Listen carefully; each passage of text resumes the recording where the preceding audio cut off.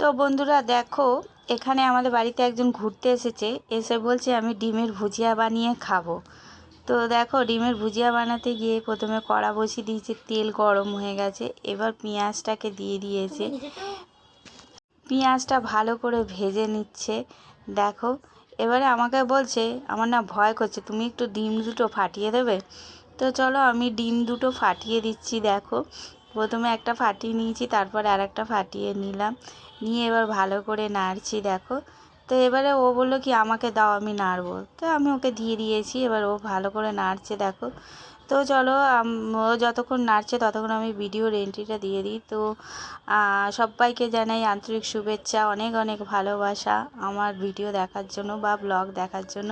তো দেখো, ও আবার মানে গরম লাগছে বলে কড়াটা আবার একটা কাপড় দিয়ে ভালো করে ধরে নিয়েছে।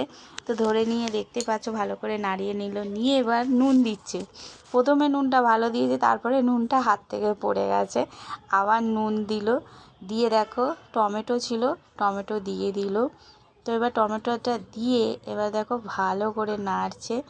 তো নাড়তে নাড়তে দেখো তুমি, আর ওর হাতটা দেখা যাচ্ছে, ওর মুখটা কিছুতেই দেখাতে চাইছে না। তো বলছে পরে দেখাবো তোমার ক্যামেরার সামনে। তারপরে একটু হলুদ গুঁড়ো দিয়ে দিচ্ছে। তো দেখো, এবার হলুদ গুঁড়োটা দিয়ে ভালো করে নেড়ে নিচ্ছে। তো নেড়ে নিয়ে দেখো, এবার ওর মুখটা আবছা আবছা দেখা যাচ্ছে, তোমরা দেখতেই পাচ্ছ। তো নাড়া হয়ে গেছে, এবার ভালো করে মানে নেড়ে ভালো করে ডিমটা ভেজে নিচ্ছে। তো দেখতে পাচ্ছ ডিমটা ভাজা ভাজা হয়ে এসেছে।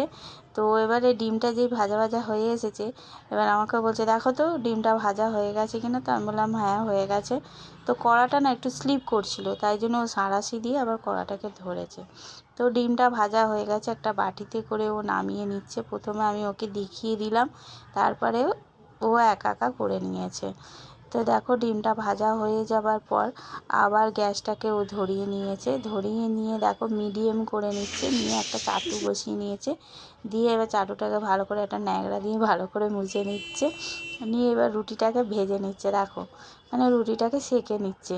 তো এবার সেঁকে নিচ্ছে, দেখো কেমনভাবে রুটিটা সেঁকছে।